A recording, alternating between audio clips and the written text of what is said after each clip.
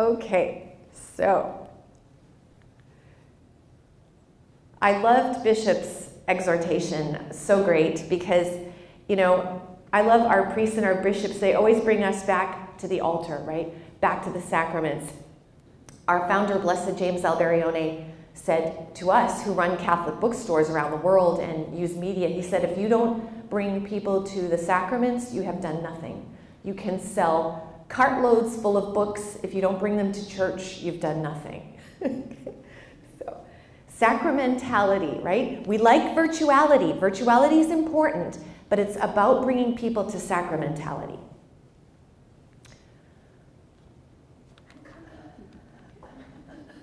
Why are you coming? So that you can click. Or do you have your own? I have my clicker. Oh. It just gets jammed every so often. Do you need me to click? No. Okay. So, as Nicole said, I am a big hockey fan, and I just scored a jersey. Woo! So thank you. And a cap, a lovely Crunch cap. Go Crunch. But we also have to say, go Sabres. Where's Buffalo? Buffalo in the house. Where's Buffalo? Over here. All right, repping Buffalo. So I'm a Blackhawks fan. Thank you for Patrick Kane. I'm sorry he doesn't play on your team. He's from Buffalo. Okay. So I'm actually going to send you, shh, don't tell anyone, okay? The unedited version, which is actually looks very edited. It just doesn't have the graphics and the printouts and the PowerPoints of my EWTN series. So you're going to get that. You're going to get links, secret links. And these are the topics. Can everyone see the screen? Yes, okay, good. Alrighty. If you would like to get all the handouts you received digitally, and there's a few more handouts up here, non-essential, text me. This is a test. Text me your email address. Don't text me your phone number, because once you text me, I have your phone number. Text me just your email address. No thank you, sister, or please send me. I know who you are and what you want. Just your email address. Email addresses are not cap and lowercase sensitive. You don't have to tell me about what to cap and what not to cap, okay? Just your email address, okay? And you'll get all kinds of goodies. Also, I'll be sending it through the diocese too, so you'll get things that way as well.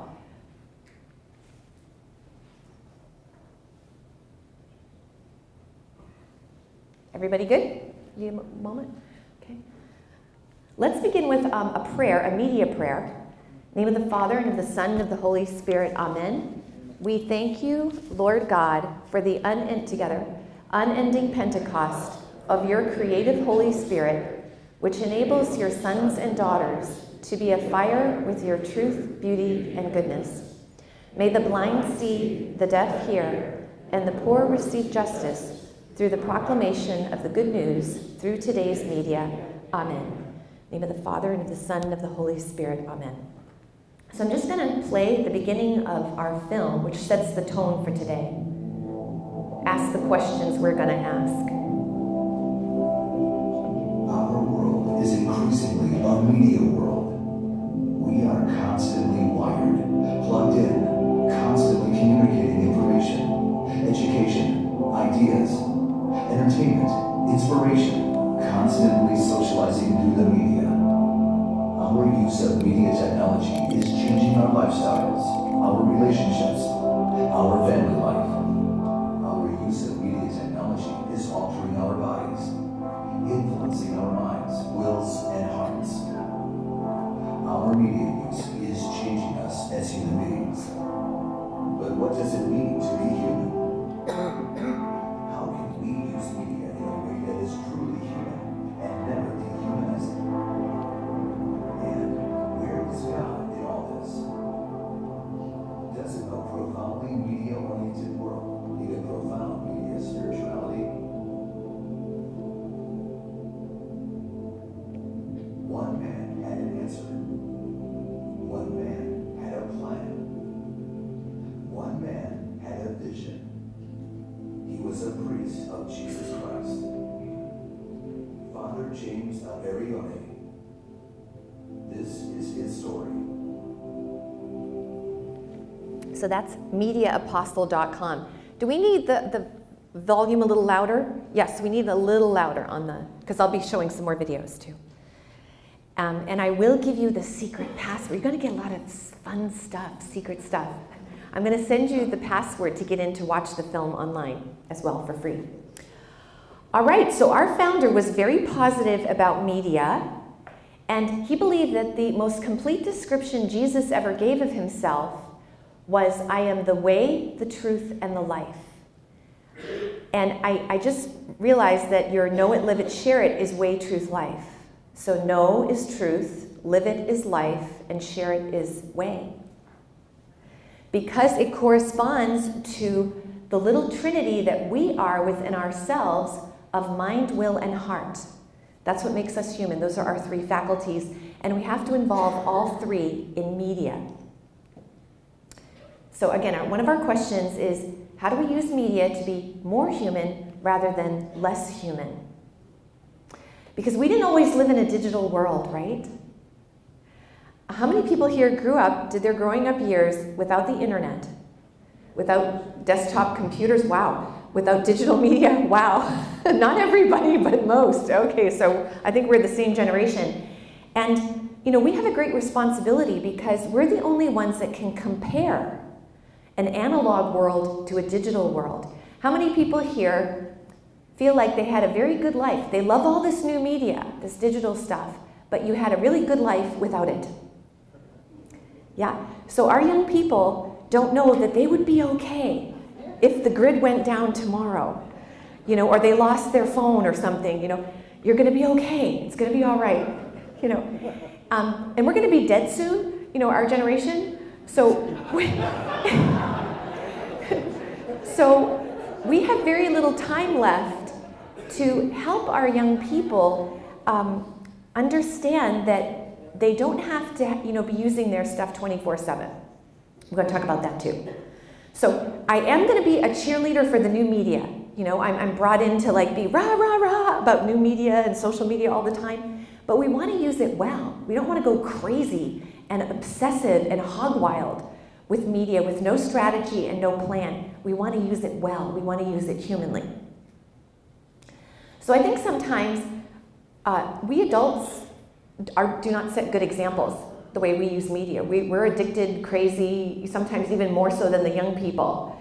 So, that's kind of dishonest of us because we know what it's like to not live in this world and that we're fine without it. Our young people don't know that. They've grown up with this media. So we have to be honest about the fact that we don't, we can put it down. There are times we can put it down. So technology is not what makes us human. What makes us human? A lot of things, right? What makes us human? You can just shout things out. A soul. Love. Oh, yeah, love. Yeah, being more like Jesus. That's what makes us human and more human. Now, technology is perfectly fine. John Paul II said in Laborem Exercens on the dignity of human work that all this technology is part of God's command for dominion, and to till the garden, etc. It's an extension of that. So we should never think that we should, be Amish or something, like that's really what God wants, but we have to use this technology. No, it's part of human genius and what God wants us to do. But it's how we use the technology that makes us human or not, that makes us civilized or not. We can use technology in very barbaric ways, right? Okay. So we're going to talk a lot about those choices today that we have. So these are the cohorts. You've probably seen this before about the digital natives and the digital aliens and the adaptives, etc. But did you know that anybody 19 and under is not a millennial? We kind of lump all young people and we call them all millennials. They're not. So they are Gen Z, because millennials are Gen Y. They're Gen Z, and they're the ones that have used this stuff from the crib. Mommy, when they were in the stroller, mommy handed them the iPhone. So I think we need to focus a little more on this generation. Maclean's magazine, which is a Canadian news magazine, did. They said that this next generation is industrious, connected, generous, collaborative, sophisticated, and want to make the world a better place. So when I'm talking to young people directly, I'm like, is that you? Like, let's keep it that way. Give yourselves a hand. So we have to stop and ask, what does it mean to live in a digital world? Even our young people who don't know any other world. Because it wasn't always this way. This is brand new.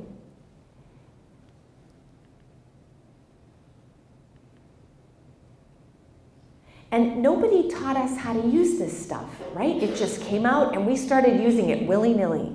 So I think it's time we back up, take a deep breath, and strategize. Like really ask ourselves some hard questions. We can always change, adapt, perfect our use of media. Sometimes we have to go backwards to go forwards. We don't have to just use media like everyone else is using it, right? As Christians, I tell young people we're weirdos anyway, right? We do everything differently because we want to do it optimally. We want to do it in the best possible way, not just 24/7 with no plan. So what does it mean to live in a digital world? I'm going to show a few short videos and then we're going to try to sum them up. Goy Nudan, what do you need? Goy Nudan, speak Mi'kmaq. Goy. Okay, so that's my friend Savvy. She's Mi'kmaq from Nova Scotia. What does that mean, to live in a digital world? Now, she used to RIP Vine. Remember Vine, the 6-second videos? So how would you sum that up? So we're using digital means, new technology, to teach an ancient language, right? We're going to go through all the positives first, okay? We want To know how many Catholics are online. Like everybody Catholic. Okay. The guy smoking got in big trouble. From Seattle. That was Mundelein Seminary. Again, Vine. So what does that mean? How would you sum that up? To live in a digital world means? You can what? Be in different places and work collaboratively. The church can meet online. The church can be church online. Wow. When I'm not fighting crime, I drive a Honda Odyssey. It gets better gas mileage. Ben, if you don't chew with your mouth closed, I'm gonna take the Nutri-Green bar away. Drink up, so you can wet the bed. Okay, so what does that mean? Bad Dad, it's all compiled on YouTube, so even though Vine is gone, you can still watch all his stuff. How would we sum that up? To live in a digital world means? Embarrass your kids. Embarrass your kids. You can be famous. Anybody can be famous. If you're clever enough and you have something to say, you can wind up with a platform for free. You can have millions of people following you, right?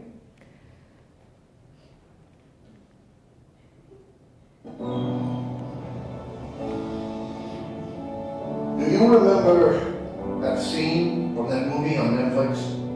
The team was down, huh? And the coach, he gave that speech. Yeah. You remember that scene? Yeah. Remember what he said? Yeah. Well, that, gentlemen, is what I am saying.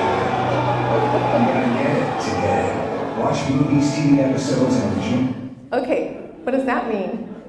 Ooh, Kevin Spacey. What does that mean? How would you sum that up? To live in a digital world means? Be entertained. What? Be entertained. Oh, we can be entertained 24/7. Mm-hmm. I tell young people, I said, when I was growing up, the only way you could see a film was to go to the cinema. And if you missed it, maybe 3 years later, they would show it once on TV. And you had to look at the TV guide, and you couldn't record it because there was no VCRs. And they're like, what? You know? So what does that mean? If you're not part of it, you're out of the loop, right? I know young people who, like, their parents chucked the TV out or weren't allowed to use TV that much, and they would go to school and be totally lost because the teachers were referencing pop culture and they didn't know what was going on. And we almost don't have to say what was said, just maybe name them. They don't even name the movie, but, and we can watch these movies anywhere, on planes, you know, we can catch up.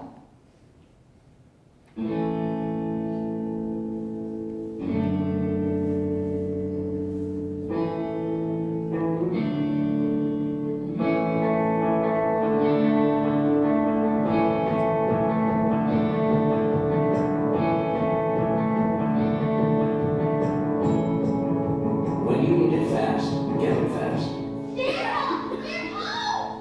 On the nation's fastest 3G network. What does that mean, living in a digital world? Instant communication, we can spread things, we can find stuff. We can find our way with Google Maps, right? We can be found even when we don't want to be found. We can be tracked, right?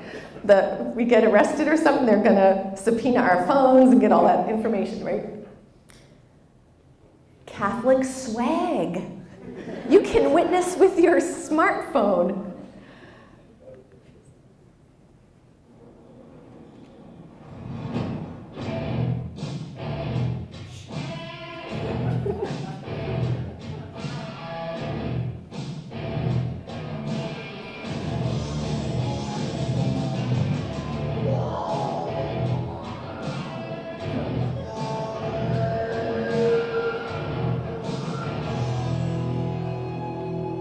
We are Intel. Sponsors of... Okay, so what does that mean? Who are the new power brokers? The nerds rule. The revenge of the nerds, right? The geeks, they're in control. 22 years old, you create a killer app, you're a billionaire now, right? Where's the power? Silicon Valley, right? Look how cute. I tell young people, like, I love animals, so I'll go to YouTube and I'll say, show me wolves. You know, like, and then again, I tell them, if I wanted to see animals, I would have to wait till Wild Kingdom came on Sunday night. And look at whatever animals they wanted to show me. That was about it. Now we have the world at our fingertips. That's hard to resist. We have the world in our pockets, right? Yeah. Okay. So, there's a downside, though, also to our digital world, right? And I ask the young people to tell me what are the negatives. I don't tell them, they tell me, and they come up with all kinds of things.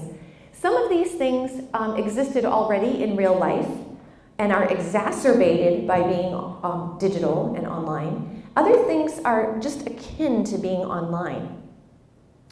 Young people tell me there's no break, right? You have to be on 24/7 or again, you're out of the loop. You're not part of the conversation, you lose your friends.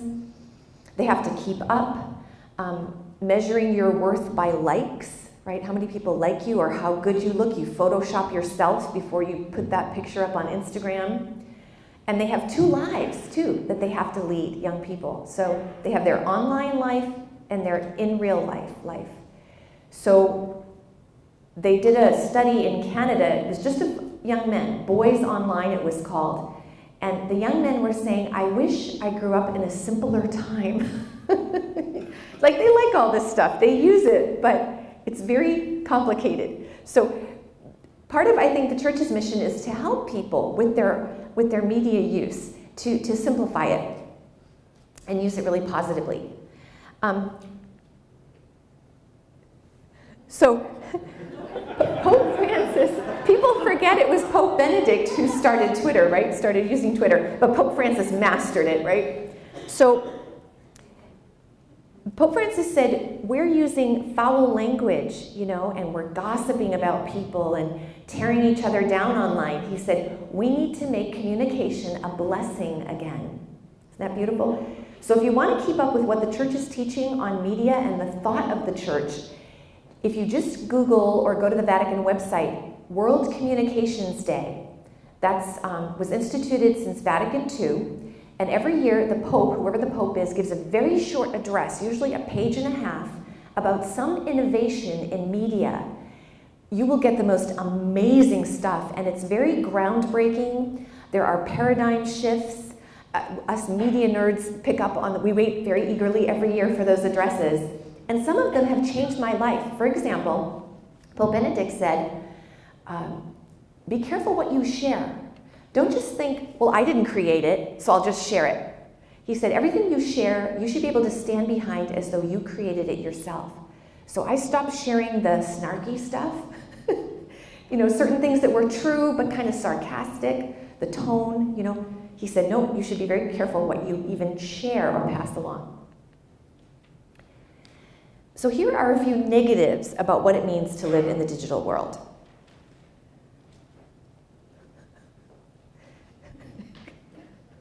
So what's the protocol? It has changed our romantic and dating relationships big time, right? And again, there's positives. People have met their spouses online, right?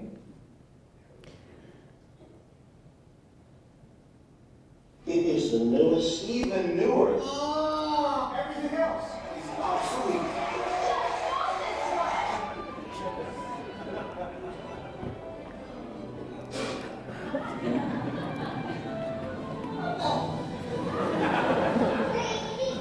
Oh, wait. 4D TV? You got the wrong TV, silly head. The new iPad.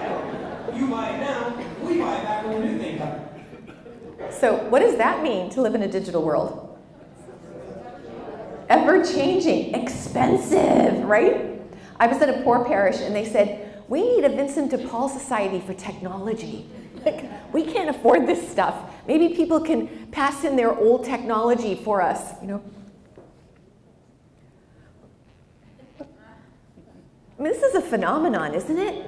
This is unbelievable. People have neck problems, you know, from that. Okay. This is huge. There's people are, you know, going into therapy now for like how they feel jealous, envious of the.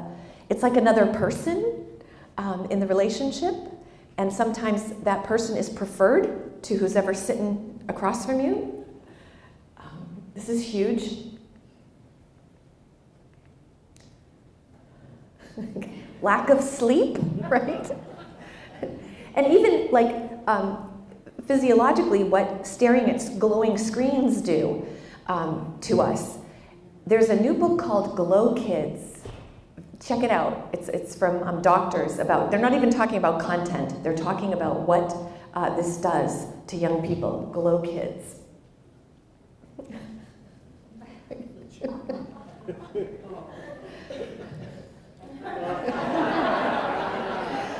Like, are we ever in the moment anymore, or do we have to take a picture of it? So one lady, when I put this online, she said, oh, wouldn't that have been wonderful? We could have spread the message of the resurrection. And I said, faster. And I thought, okay.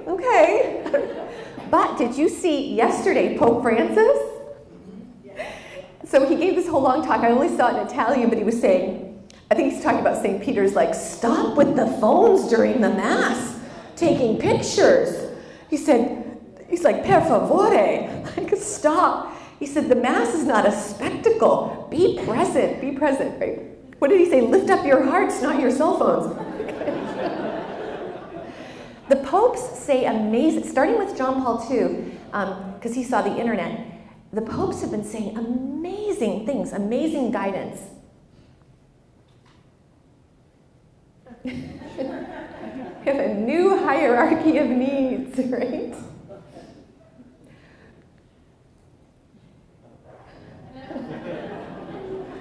Distracted walking, right? They're trying to pass ordinances in some places about there's distracted driving, now there's distracted walking.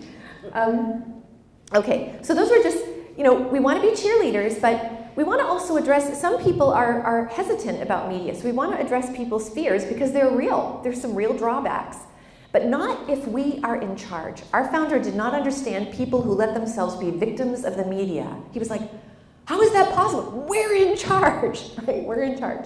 And hopefully, if we have a chance this afternoon, when we're going to deal with more practical tips, etc., for evangelizing on the parish level with digital and social media, I'll give my testimony. Former addict, former phone addict here, yes.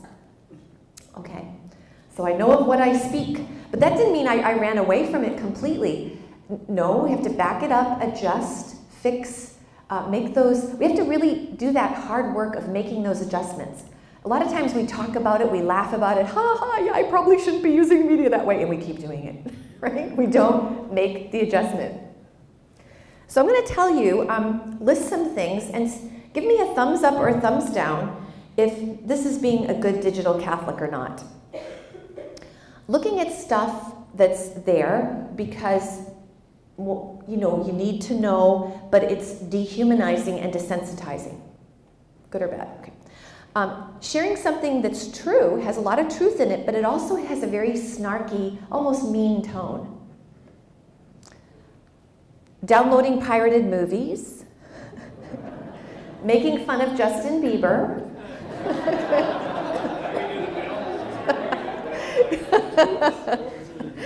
so can we take pot shots at celebrities just because they're public people or sports figures? No, they're human beings. Spending too much time online, when wasting time, or just when you have other duties, and there's people that need you, people that you should be giving your undivided attention to, up or down. Typing some information about somebody that's not that positive. It's true, but it's not that positive. But other people don't need that information. They don't need to know that. And then realizing you hit reply to a group. Have you ever done something like that? I hate like those private messages. Sometimes you can't tell it's a group, and you say something personal. The person who did all of these things was Sister Helena. So when I talk to young people, I usually get inhaled by the gasp. So why do I share that? Because this is the stuff of our lives. We're spending hours and hours a day with screens. Are we getting it perfectly? Are we doing it perfectly? No. And we have to admit that. And if we can also share with our young people the mistakes we've made and how we've learned from them and grown from them, it gives them permission too, like, oh, I guess maybe I'm not using media so well. Maybe I could make those adjustments. So I tell young people that I had a really good reason for all of those things that I did. I review movies. I had a movie due. I couldn't find it. I tried to download it, and I got my just desserts. I got a virus on my computer. And all of these things I only did once. I didn't do them again. I learned. I learned my lesson. I apologized. And we need to bring our media use to confession. Confession. So again, young people are like, oh, what would Sister need to confess? Everything I just mentioned, you know. So we need to keep perfecting our use of media, perfecting. How many hours a day do we spend with screens? They're saying about 7. Now that includes, if you're using 2 screens at the same time, that's not 1 hour, that's 2 hours. And our young people, they're saying like even more sometimes. So again, it's the stuff of our lives. The U.S. bishops in the National Directory for Catechesis said, we need to catechize about media use. So we should think, oh, we're just there to teach the 10 Commandments and the Beatitudes in a vacuum. No, again, this is the stuff of our lives. We need to catechize about media and our media use. That should be the content also of our catechesis. So do we just throw car keys at young people and say, figure it out for yourself? No. They wish. Why? Because the car is powerful. It can kill you and your passenger and other people. Media is powerful too, right? Media devices bring the whole world, good, bad, and the good, the bad, and the ugly to us. Should we just be handing internet-enabled devices to small children and preteens and teens and saying, here, figure this out for yourself? No, no. So the church is asking of us to develop media skills first ourselves so that we can pass them on, and then help our young people to develop media skills so they can use media well, just like driving a car. We should mete out, little by little, various media privileges to young people. So it's not, some parents say, their way of doing this, they say, I'm paying for the phone. It's my phone, right? I've heard, well, it's okay, that's all right. So when the kid's 18 or they're younger and they pay for their own phone, they can do whatever they want now? That's not the point. The point is developing media skills. The point is that when you're young, it's not a right. to have and use media. It's a privilege. Whether you have the money to pay for it or not, that's kind of beside the point. So as they say, one of our media literacy community phrases is the best software, like protections and safe search and all that, is not the software that runs on the devices, but that runs in our young people's heads. We want that check to be internal to them so that they want to use media well and don't want to use it poorly.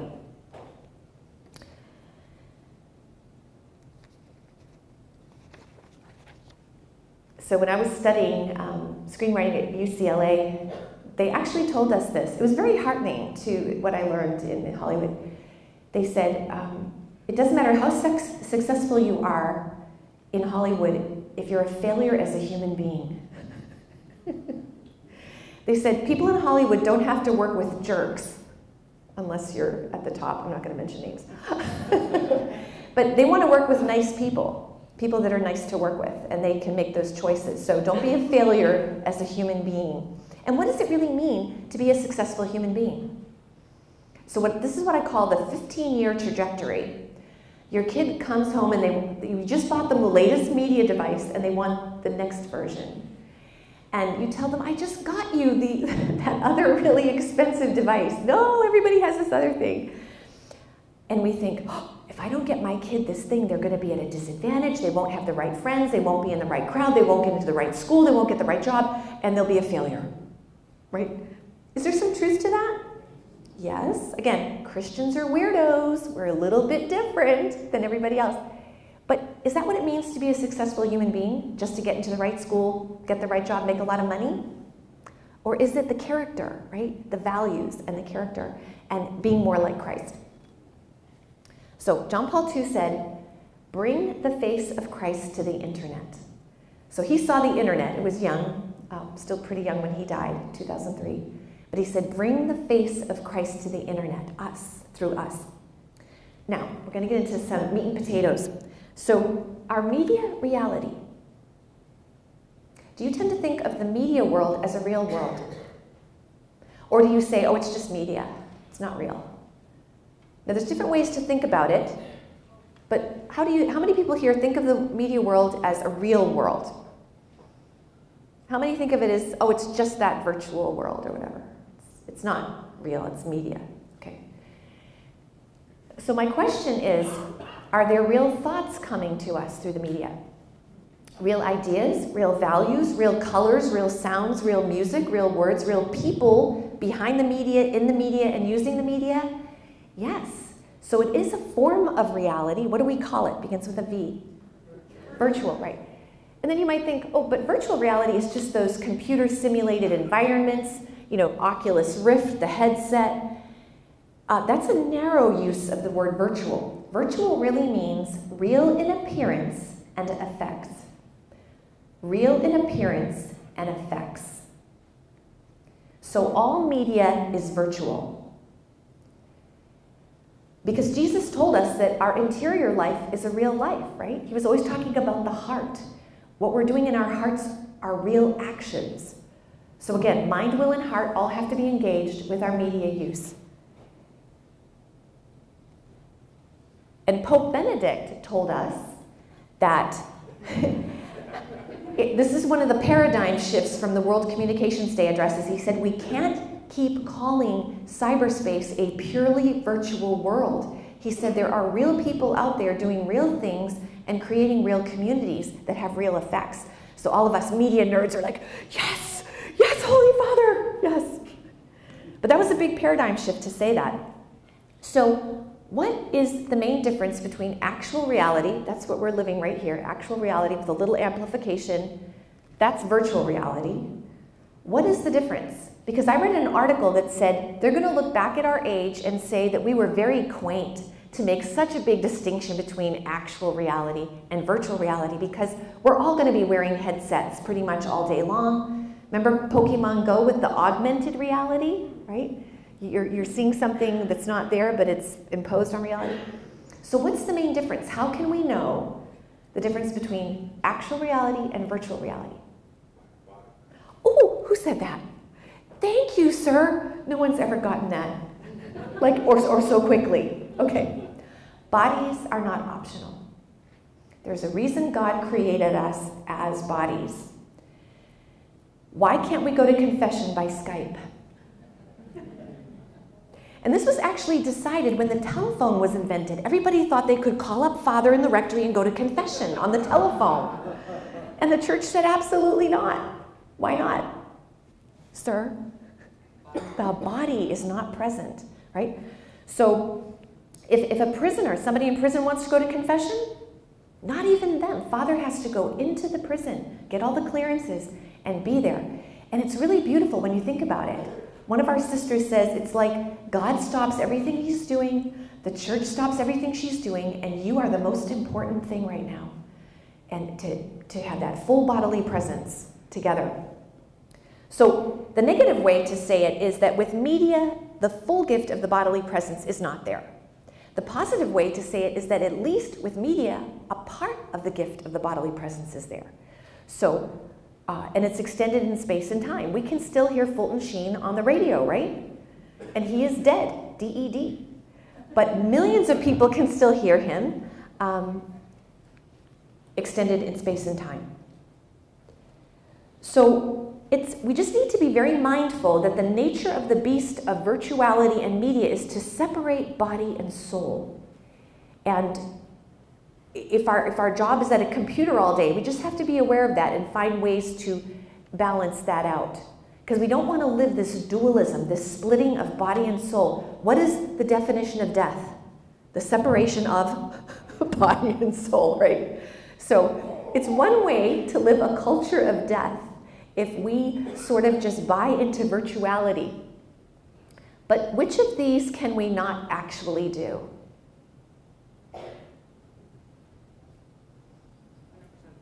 100% virtual, right? And we don't want to.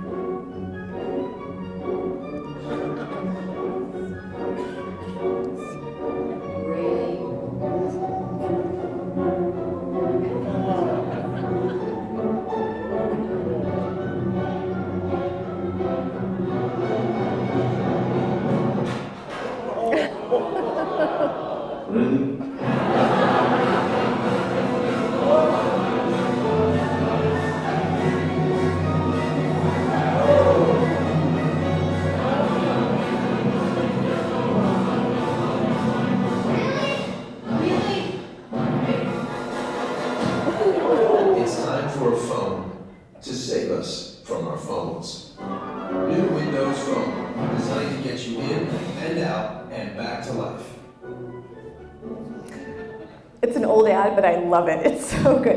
And it's not so far-fetched, is it? No. Okay. That's actually a hippie phrase, be here now. Okay.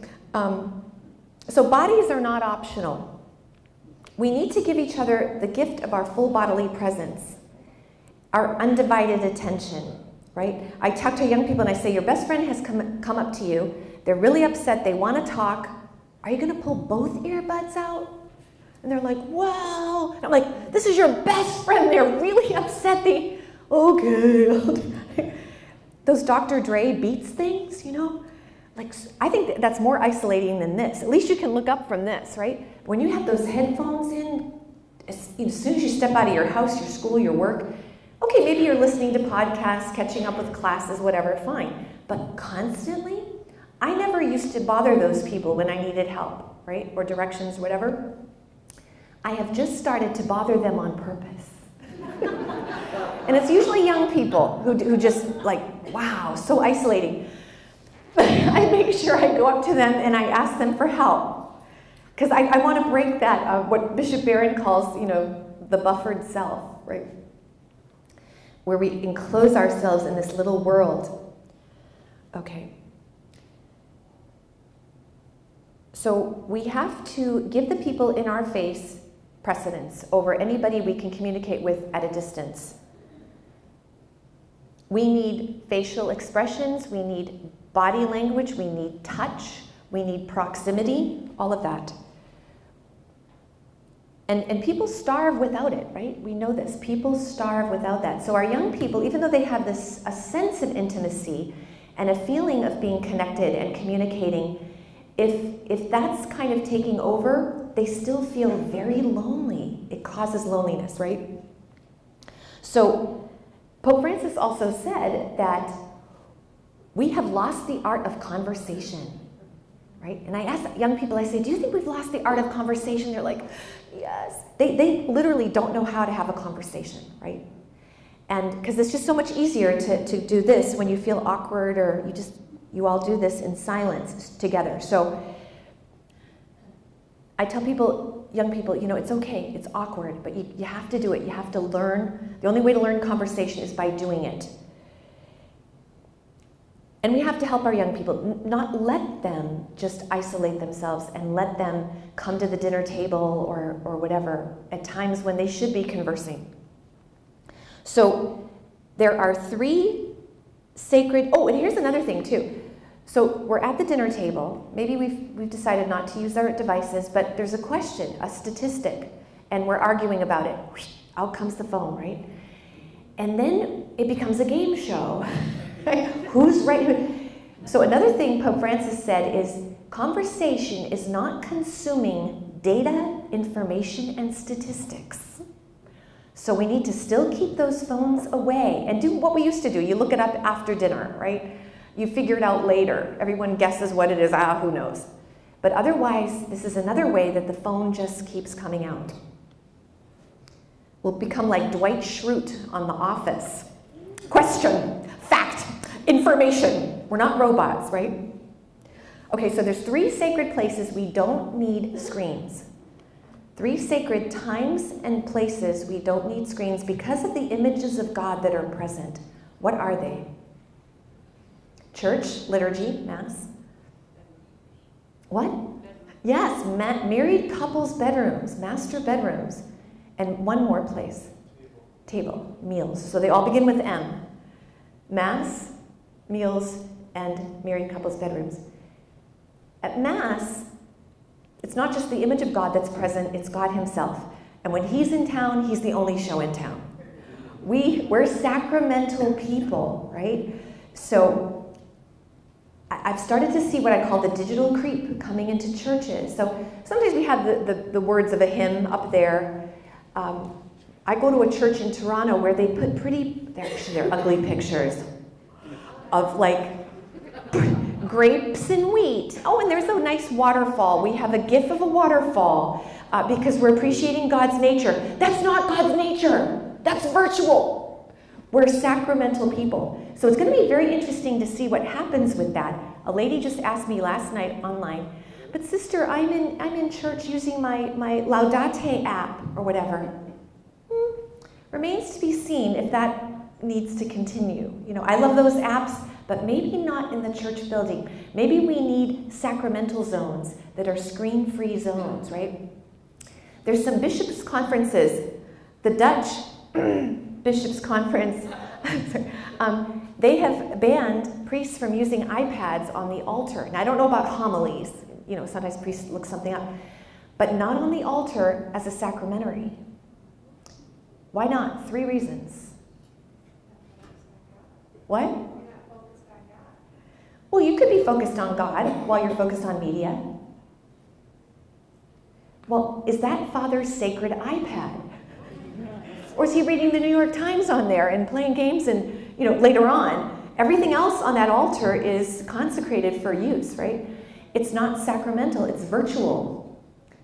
Those words really aren't there. You pull the plug, the battery dies, it's poof, it's gone, right? So it's inconvenient. It's inconvenient to be sacramental people, okay? But it's for our good. It's for our ultimate benefit. Okay, so family table or even meals with friends, we should not be using our phones. And married couples' bedrooms. I've had husbands and wives come up to me and say, we don't even need a TV in there. That's our time to talk, focus on each other. We have the primordial image of God, male and female there. So what if it's absolutely necessary? to get a text or something at one of these sacred spaces, we need to do what we used to do, which is excuse ourselves. People will think we're crazy. Like, who cares, right? Just take the phone call. No, I'm going to remove myself, take care of business, and come back out of respect for the images of God that are present. And we can really set that example by doing that. So I used to, how many people here still get hurt every time you're talking to someone and they just whip out the phone and you thought you were having how many people still get hurt by that? I do. We have to do what we used to do when cell phones first came out, and it would ring with, oh, I'm so sorry. We'd shut the thing off. I'm so sorry. Now we just go, hello? Right in the middle of a conversation, right? This is not okay. This is not good evangelization, because we're saying something about the value of that person to us, right? Okay, so again, it sounds like I'm going all negative. I'm not going all negative. I'm just saying, obviously, we all use digital media, right? How many people use digital media? How many people are Catholic? That makes us digital Catholics, okay? We love it. It's good. We're all using it. We're here today for that purpose. But we want to use it well so that we won't have this uneasy feeling of like, well, you know, it's kind of a necessary evil, or, well, it's good, but I don't know, I'm using it too much, or my kids are using it too much, and I don't know what to do about that. We have to have a strategy and a plan, so we're using it, but using it well. Part of my testimony of being addicted to my phone is that now I still use it. I'm a media nun. I love it. But I use it well now. And I want to be a ninja nun. So I'm going to be posting, but you'll never see me. You're not going to be seeing me like... Okay, so actually I'm embarrassed. I'm embarrassed to look like this. I think I look silly. And I feel like I'm putting up a barrier between myself and others. So even when I'm out and about by myself, I try very hard not to use my phone. You won't see me using my phone, okay? But I'm going to use it. Okay. So I used to suggest these 3 places. Now I just tell. No more Sister Nice Guy. Okay, you will thank me later. I can tell you success stories of people who did it and horror stories of people who didn't.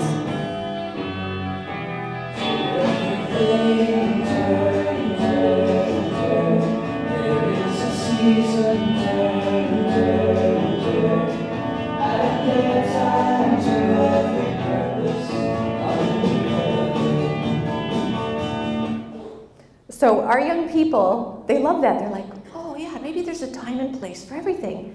And the place for our devices is not 24/7. And sometimes, you know, the people we live with, our colleagues, how many people feel like you know somebody, might be yourself, who's addicted? That's a strong word, but maybe obsessed with their phone. Okay, so we need to have that conversation, if we can, with the people closest to us about how we use media together, because you can't have a conversation. Our young people can't have a conversation if all of their friends are sitting like this.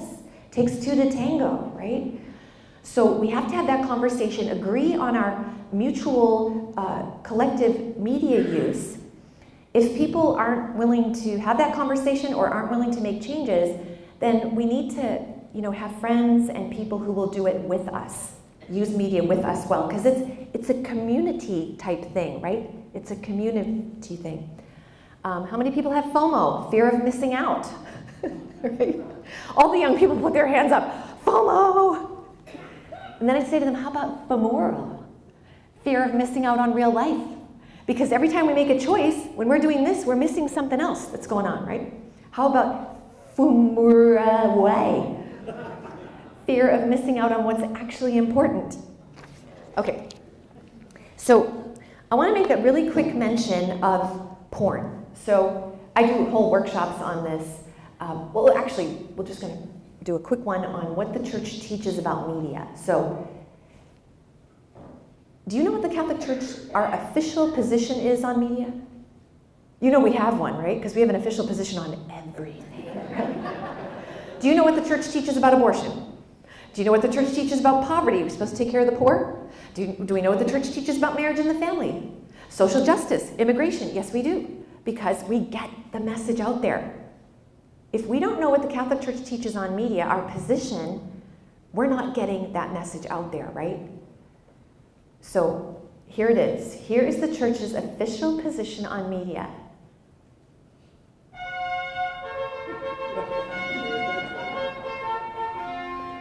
So since 1992, with the document Dawn of a New Era, Aetatis Novae, we did another paradigm shift. And we adopted the media literacy stance, which is as comprehensive as it sounds. But a really easy way to think about media literacy is to question media. We need to ask questions of the media. I need a volunteer to come and pass out, not just to your friends, to just randomly pass, thank you, just randomly pass some of those buttons out. And it's not just about questioning the big bad media, but you remember your mother said when you point at someone, there's 3 fingers pointing back at you. It's to question ourselves about our own media use, how we choose to use. So there's a lot more, obviously. I have a master's in this stuff, so obviously there's a lot more to it. But these are the 4 skills that we spoke about that we need, and we need our young people to have with regards to media. To ask the right questions of media, and there's a whole thing on that, the major questions we need to ask. To evaluate, really discern, choose well, and then engage. Engage might be to create our own media. Engage might be to give positive feedback to mainstream media when they get it right, secular media. You know, when I was in Hollywood, my friends, Catholics who worked in Hollywood, said all Hollywood people hear from Christians is crabbing. We don't like what you did. And we just need to really go out of our way when the media gets it right to praise them and thank them. Engage might be, I was inspired by something I saw in the media. I need to follow through. Or the media is eroding my own worldview. It's putting lots of doubts. This is a non-Christian worldview, and it's over and over indoctrinating me. Am I going to resolve those doubts? Or am I just going to go with the flow and let the media transform me? So we choose how we use. I love this quote from Father Alberione. Some let themselves be dragged by the current. Others use media in edification and joy. Isn't that awesome? All right. So we want to ask the question about porn. So, which is a big part of social media, digital media today. And I do, like I said, I do whole workshops as part of theology of the body, art and media, beauty, etc.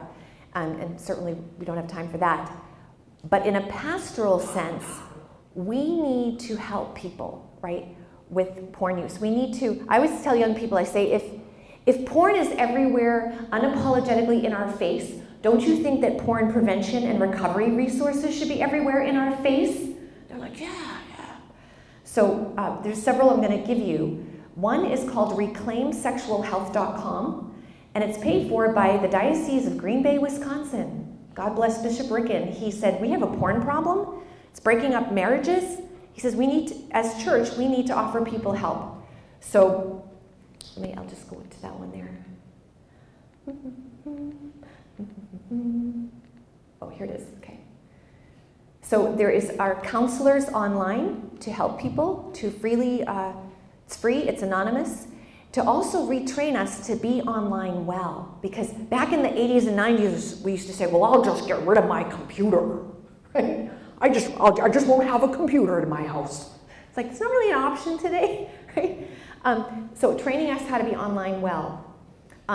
Porn is an addiction. It's a very serious addiction. It's more addictive than crack cocaine because the body gets addicted to its own chemicals.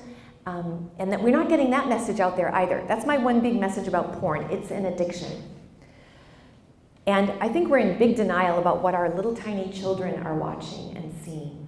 If they have internet-enabled devices, even with all the checks and balances and filters, which just should be automatic part of parenting on all the devices, and I have some information on that on your Digital Generation Resources handout, even with that, it's the kids that know how to get around them, right? So we no longer have the luxury to raise people on what Christopher West, who is Mr. Theology of the Body, calls the starvation diet, to not talk about sex at all, right? So how many people had one talk at home about sex growing up? Just one, the talk. How many people had 0 talks? Wow. How many people had healthy, open conversation about sexuality in an age-appropriate manner growing up? Okay, you were lucky. You were the lucky ones, okay? So with porn, with internet-enabled devices being used by tiny children, we no longer have that luxury. We need to know, live, love, embrace theology of the body. What age do we start? 0. We start at age 0 with this stuff. It's the only real antidote. We need some really good, strong reasons, right? Why I don't want to look at porn myself. And when it pops up, what do I do? Because it will find you, right? Porn doesn't play fair. It's patient. It's there 24/7. Waits till we're lonely, angry, sad, can't sleep, etc., and it's there for us. So there's also the hipster website. I like to memorize websites. So when I'm talking to people or whatever, I can just flip out a website. And people come back to me and say, sister, this is really helping. So I've got a lot of good feedback from this. Pornkillslove.com and Fight the New Drug are the hipster websites for young adults. And you can get your t-shirt and like take your picture and do your hashtag. When you see other people wearing their Porn Kills Love t-shirt, you take their picture. Integrity Restored is Matt Fradd, works with that organization. And then I've just collected a whole bunch of stuff. You will get this PowerPoint also, by the way, if you sign up for my email. Okay, so I talk a lot with youth about sexting, sextortion, what obscenity means. It doesn't just mean sexual things, it means how the body is presented in media. And John Paul II, with his theology of the body, he's given us all these amazing answers. Oh my gosh, like in-depth, amazing answers. So for example, what about fine art nudes? Why aren't they porn?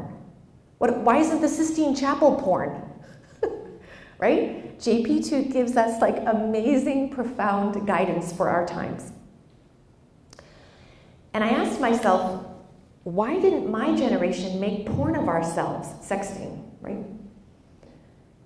Because we were so good, we were a better generation, goody two-shoes? No, we didn't grow up in a pornified culture, what John Paul II calls a pornified culture. So it didn't even enter our minds. And we had the photo lab, remember? I have to explain to young people what this is. They're like, huh? Like we had real film in our cameras, we had to go get it developed.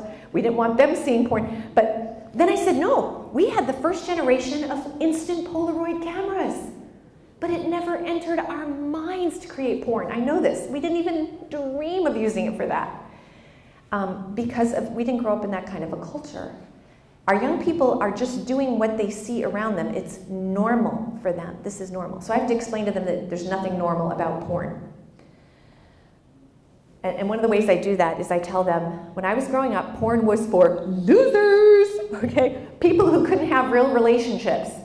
So I'm from Boston, so we had one, and if you wanted to see moving film, let's remember what our kids are seeing is not an airbrushed still photo of a naked woman in a Playboy centerfold. They're watching hardcore, perverse, violent porn videos, moving film, right? So in my day and age, if you wanted to watch film, there was this one cinema, the Pussycat Theater, downtown Boston, in this really seedy part of town. And when my dad would take a wrong turn every so often, we'd be staring out the window, you know, eyes forward, nothing to see here. And we're staring out the window. And literally, dirty old men in flasher raincoats, dirty flasher raincoats, walking into this theater to see film, right? And now we're all dirty old men because of the internet. 95% of people who are involved in porn today would not be if it wasn't for the internet, right? They wouldn't go to adult bookstores. Are you kidding me? No. So we have a lot of work to do. And we need to get over the shame to heal the pain. Amen? Get over the shame to heal the pain. That means talking with our young people, making the resources available. I was talking with a lot of priests, you know, hear this in confession all the time about porn use. And I did a little informal poll online with my young adults and teens who follow me. And I said, how did you escape porn? Tell me who escaped porn here and how you did it. No answer. I kept posting and posting, and I usually get a tremendous response, no answer. I said, this is not good. And then I started getting private messages about, no, I use porn, I'm trying to get out of it, I'm in a program now, et cetera, et cetera. And then finally, I was getting discouraged. This young guy from England contacts me and he says, oh, sister, me and my friends don't use porn. That's my bad British accent. And I said, well, how did you do that? Because porn finds you. And he said, oh, says you have to have a plan. He says, you have to, first of all, decide that this is evil and you want no part of it. Number two, have a strategy for what you're going to do when it pops up or you feel weak. And number three, decide what kind of a person you want to be. He said, because porn isn't going to help you to any of your goals. It's going to take you away from all your career goals, your life goals, relationship goals, eternity goals, etc. So, and I've had priests say to me, we need to do a lot more with the human character formation and willpower before we get involved with porn. And then even after we're addicted, because your willpower is compromised, to use the willpower you have to get into recovery, right? We have to deal with it on the physical level, second. So people need help. They can't just do it on the spiritual level, right? Can't just go to confession and say a lot of rosaries and daily mass, right? Do alcoholics just pray for a miracle? Oh God, please free me from my alcoholism. Boom, done. Okay, done. Right? No, they have to go to AA, right? Have to do that hard work. Grace builds on nature and doesn't replace it. Grace perfects nature and doesn't replace it.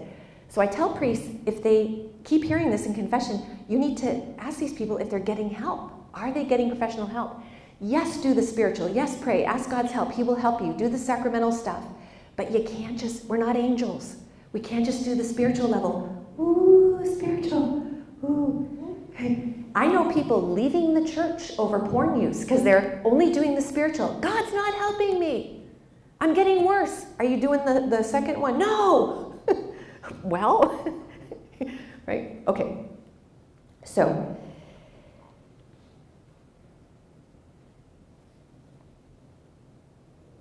and I think, we have to remember this is not all there is on this earth.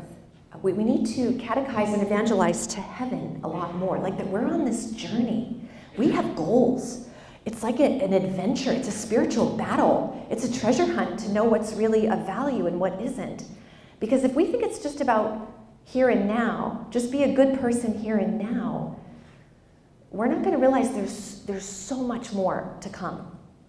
Okay, so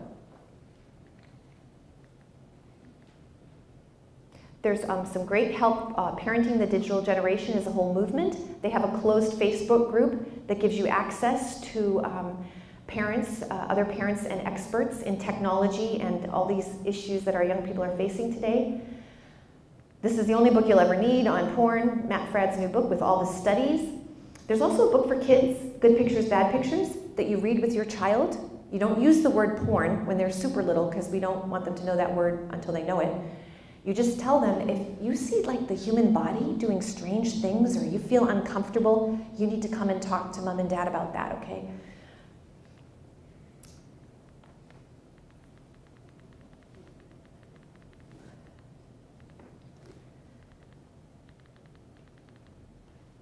So I tell young people that, sorry, we're just skipping over some of this stuff.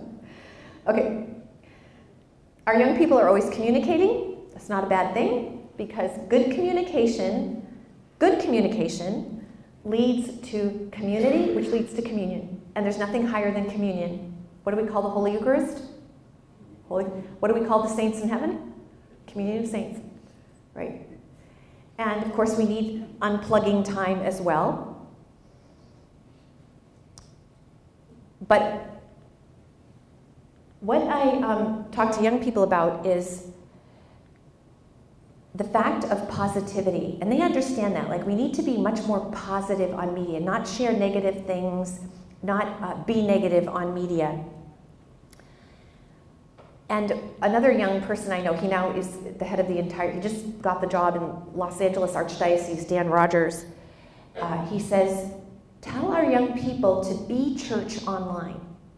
Like, don't just like socialize and stuff. Be the church online. Bring your Catholicism online as well. In a very organic manner, not in a forced manner. But don't be afraid to be Catholic online as well.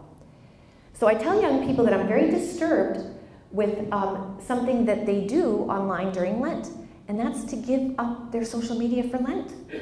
And I said, I would never give up social media for Lent. They think I'm going to chastise them. I say, you're doing something very disturbing online during Lent. You give it up. They're like, oh, that's bad. Like, look, if you need to detox, go for it. There's a lot of drama out there and you need to get off, go for it. I said, but are you only using social media to socialize and be entertained? I said, I use it to socialize and be entertained, that's fine. I said, but I also use it to evangelize, grow in my faith, and do the spiritual works of mercy. This is typewriting while driving, very dangerous. So I ask them to look at this and I say, I know that you guys, you young people, do this already for your friends online. You do the spiritual works of mercy online. Your friends know you have faith. They know you pray. They know you go to church. So when they have problems, they turn to you, right? And they're like, yeah, they kind of do. So I said, why would you give that up for Lent? Why not be more intentional about that? Why not pick a few of those or say, I'm going to do 1 hour a day of that or something? So, yes. Then I have them take out their phones and I say, do you know somebody who could use prayers? Text them right now. Tell them you thought of them today and you're saying a prayer for them. So they all do that. And I tell them if it's your mom, tell her you love her. If it's your dad, tell them you love them.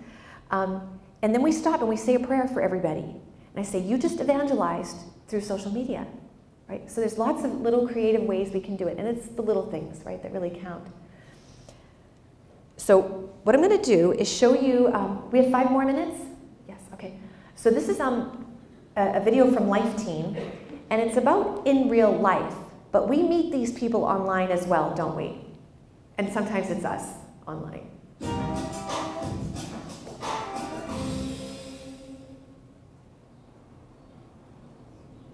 Hey, you gonna watch the game on Sunday? Yeah, I want to, but I can't. I have this thing I have to go to. What thing? Well, you know, it's like, well, it's kind of like church.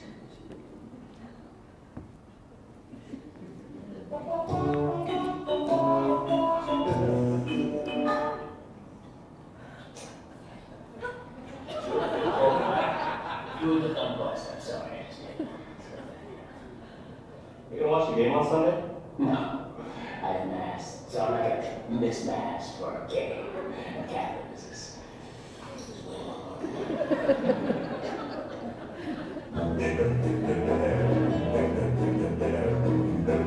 Hey, you gonna watch the game on Sunday? No, I'm gonna record it. I have church at 6 o'clock. Where do you go to church? St. Timothy's. Where do you go? Well, I haven't really been in a while. You should come sometime. I think you're really gonna like it.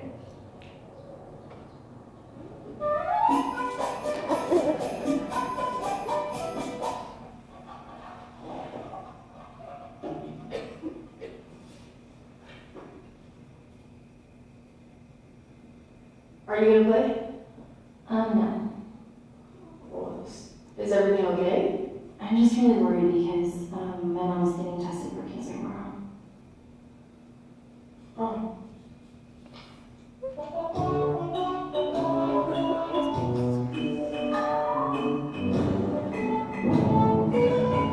I'm just a little worried because my mom is getting tested for cancer tomorrow. Oh, that's no good. Has she been to confession recently? You want to get on that. Something happens to her, you don't want her to die. It's safe to see her get sick.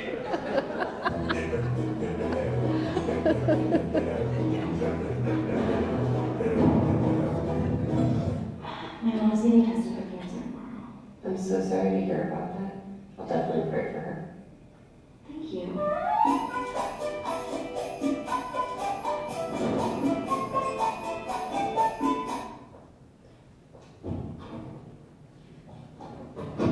Hey, can we listen to some music? Yeah, pick whatever you want.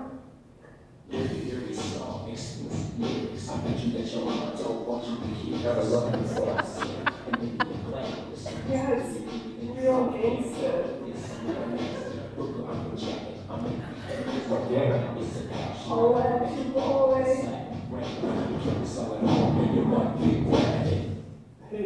listen to some music? What did you have in mind? I thought you were on the radio. No, let's not ingest world with poisons. How about you sing? I've been learning some Gregorian chants.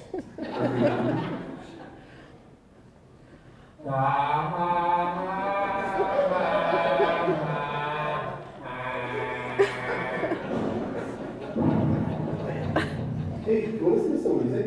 Sure. Have you ever heard of Mike Noble? No, So great. You gotta listen to it. Awesome.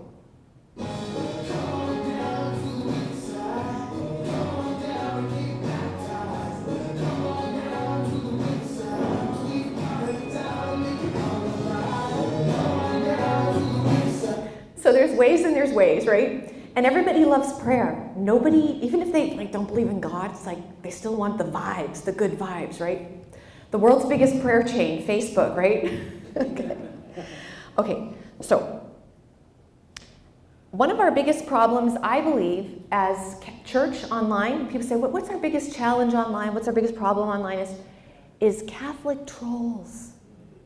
Catholics who are trolls, okay? You know what I'm talking about, right? And you know some of these people, and they're not quite like that in real life, and they get online, and they're tearing everybody down, and you got to believe this or you're going to hell. And it's like, oh my gosh. I'm always doing damage control. I'm like DMing people privately, atheists privately. I'm so sorry. Not all Christians are like that. So we have to, distinguish between trolls and sincere people who might use bad language or something. So there was a young woman, many people have converted because people took time with them online, right? There was a young woman at Harvard, and she, by talking to Christians and Catholics online, she said, open-minded atheists need serious-minded Christians to help them. Jen Fulwiler, if you know who she is, people took a lot of time with her online, apologists. She was raised atheist. She didn't know anything else. So it's actually a psychological disorder now, trolling. People who have to be the first one to comment on a YouTube and make it negative and tear people down and all of that. So what do you think God thinks about media? Does he love it? Does he hate it? I think he loves it if it helps us, and he hates it if it hurts us, because he's all about us. And sometimes these people are so concerned about defending the honor of God, Almighty God. It's like, you know what? We can't hurt God online, right? He's a big boy. He can take care of himself. But can we hurt human dignity online? Oh, yeah. So we should be about defending other humans and human dignity rather than being all worried about defending the honor of God. And again, it's like what St. Peter said. We share the hope that is in us with gentleness and kindness, no matter what the other person's doing. The Canadian government did this, you type in something nasty, and she starts to cry, and she gets nervous, and she gets up and walks around the room. You type in something nice, and she smiles. So I think that we need a new online Bible, and I don't mean a Bible that's online. I mean a Bible that says, whatever you do to the least of my brethren, online, you do to me. We can't love the God we can see if we don't love the brother and sister online that we can see. So the golden rule applies online. And sometimes we just don't talk about this stuff with our young people too. And they sign up. They love this stuff. They're the ones getting bullied out there, right? They're the ones having all these issues. So when they start to hear some good things that they can do, some guidelines, they love it. And I make them do guidelines, which I will share with you this afternoon, some of their strategies. So if you wouldn't say her to do it in person, don't say her to do it online. But that's kind of awkward for a pin. So we just have, what would Jesus do online? You can't get 2 pins. So if you got the other pin, don't get this pin. Thank you.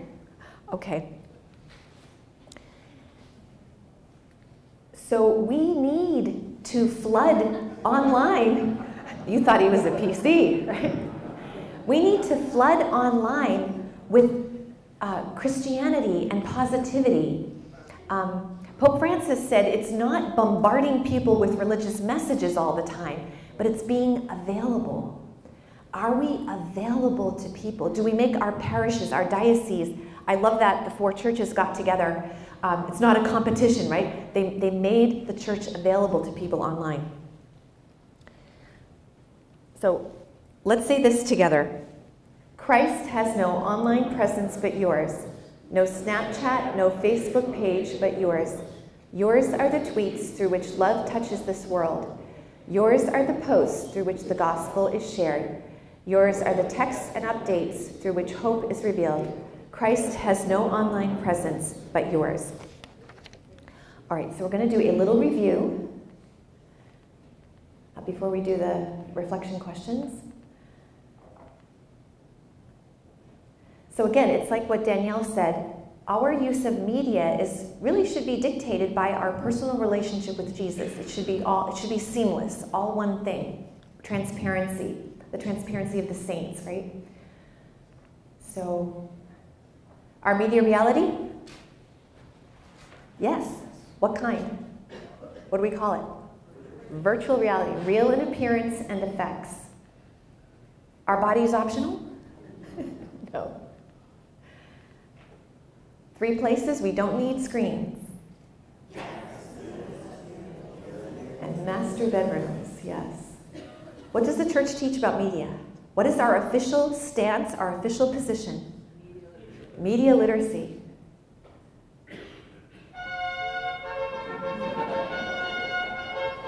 See, the audio and visual will imprint it, okay. And it's official, okay. What is a good way to remember, to sum up, what is media literacy?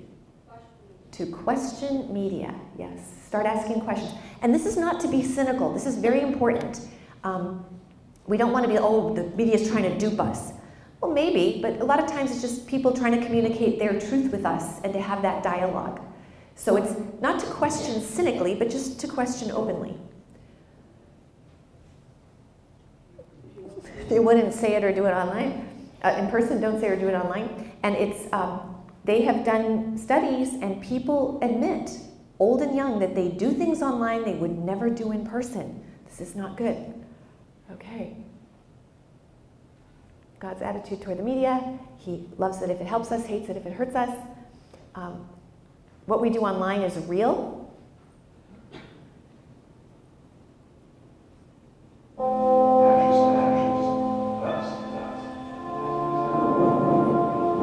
was a beloved husband, a father, a son, a cherished cousin, nephew, uncle.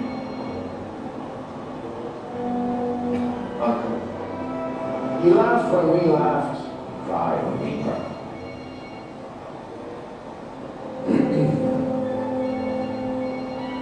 Right. He's probably up there right now, looking down at us, smiling.